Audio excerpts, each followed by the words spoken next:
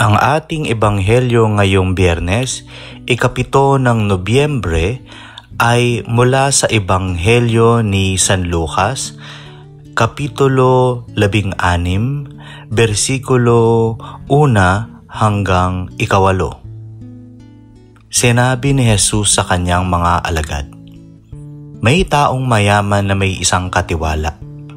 May nagsumbong sa kanyang nilulustay nito ang kanyang ari-arian, kaya't ipinatawag niya ang katiwala at tinanong, 'Ano ba itong naririnig ko tungkol sa iyo? Ibigay mo sa akin ang ulat ng iyong pangangasiwa sapagkat tatanggalin na kita sa iyong tungkulin.' Sinabi ng katiwala sa kanyang sarili, 'Anong gagawin ko?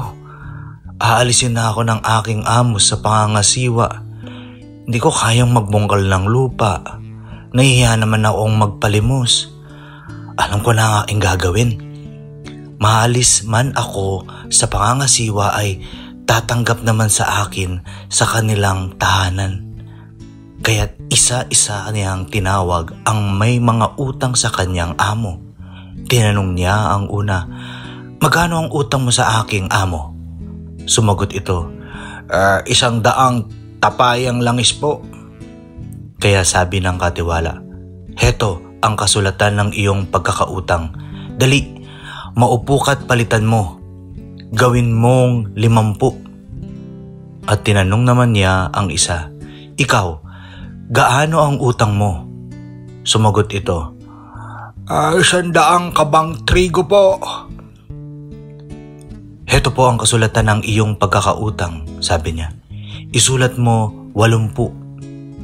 Pinuri ng amo ang madayang katiwala dahil sa katusuhang ipinamalas nito, sapagkat ang mga makasanlibutan ay mas tuso kaysa mga makadiyos sa paggamit ng mga bagay ng mundong ito. Ang mabuting balita ng Panginoon. Ang ating faith food na pagninilay ay mula kay Brother Christian Costuna mula sa Hand of the Sower Catholic Community. Iayos mo na sana ngayon. Today's gospel is all about the shrewd, dishonest manager who was wasting his master's money until someone told the rich man about his manager's wrongdoings. Have we ever been given the chance to be entrusted with a task, but along the way we were tempted to abuse it or use it to our own advantage?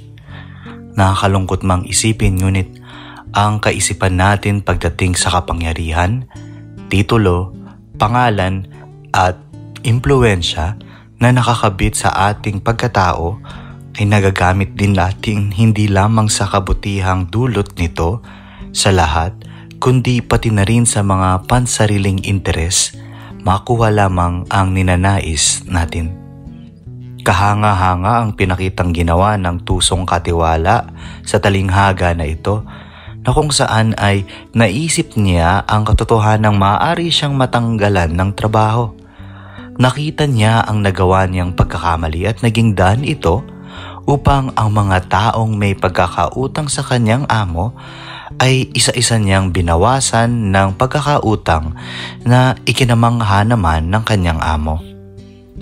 Ang mga ipinagkatiwala o ibinigay sa atin ng Diyos na mga talento, biyaya, buhay at iba pang nagmula sa Kanya naway magamit natin ng wasto.